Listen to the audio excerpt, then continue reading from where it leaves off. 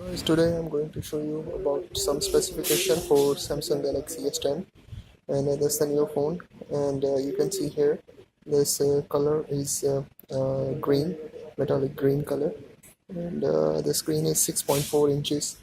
And if you want to see more specification, you can see from here. I'll show you.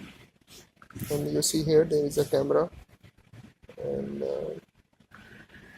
these are the specifications. Camera 12 megapixel and 16 megapixel, and front camera is 10 megapixel. You can see here there are two cameras over here. Display 6.4 inch curved super. This is security, and the battery is 4100 mAh, guys. It's a very nice phone, very latest technology, guys. You can see here buttons. If you can see from here, these are the buttons. Okay, guys.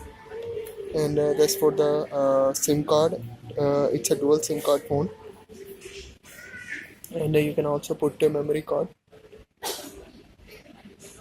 And that's the speaker over here, and there is a jack for your headphones.